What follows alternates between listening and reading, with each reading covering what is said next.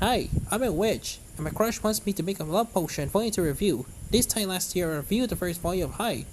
I'm a witch, and my crush wants me to make a love potion. They were introduced to Heron Rose, who makes her money selling potions, and her client Sir Harridge, who is looking for a love potion. Rose, perhaps foolishly, has fallen in love with him and hopes their days together will end too soon. Let's check in on our cast here in Volume 2. While Rose continues working on the love potion for Harridge, he continues to visit her home in the middle of her lake. It brings tasty treats with him. Rose is delighted to be fed such delicious snacks and to spend time with another person. But the problem is the closer she gets to Harij, the more it's going to hurt when she completes her assignment for him. Currently, Rose is still under the illusion that Harij wants the potion for misuse because he's in love with someone. However, we quickly learned that at the start of this volume, what Rose believes is not actually the truth. Harwich wants the potion on behalf of his employer, Princess Belora, but because of her being royalty, Harwich is being unable to tell Rose and any of the details surrounding his request.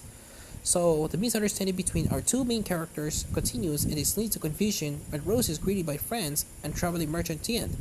When Tian runs into Harwich, he realizes the reason Rose's home is tidier and more comfortable is that she's been getting frequent visits from Harwich.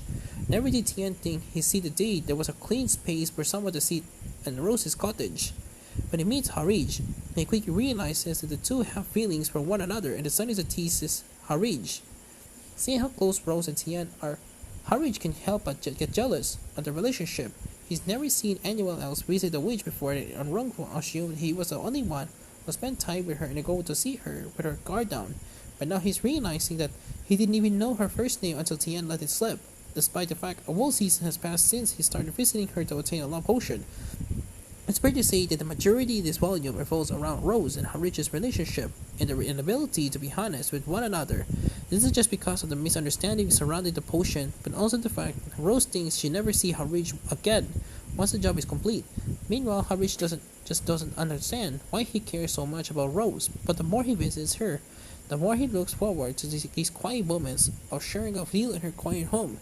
It's still a joy to watch over those two, as the show slowly figures things out. What especially appreciate about Volume 2 is that some of the character chapters told from Harrij's perspective, which give us a better understanding of this character and motivations. It also helps to clear up some of the questions readers had, not just about what he wants as a potion, but also one of his positions as a knight.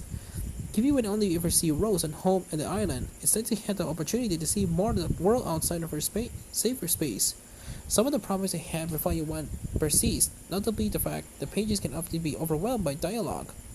Which I won't say this time around, and only happened in a couple of places, so it was improved for the series' first outing, and even despite that, I will still recommend the manga over the original light novel because mangaka Kamata's art does add a lot of to the experience. There continues to be a fantastic assortment of comical faces in the chapters compiled here. Hi, I'm a witch, and my crush wants me to make a love potion. Volume 2 comes to the West, thanks to Yen Press. It continues to be translated by Aletia and Atina Ripley, with rendering by Rachel Japers.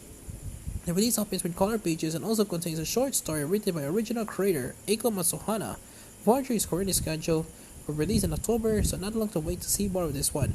Overall, the second volume in this manga adaptation of I'm a Witch, and my crush wants me to make a love potion continues to be an enjoyable read for both existing fans and newcomers.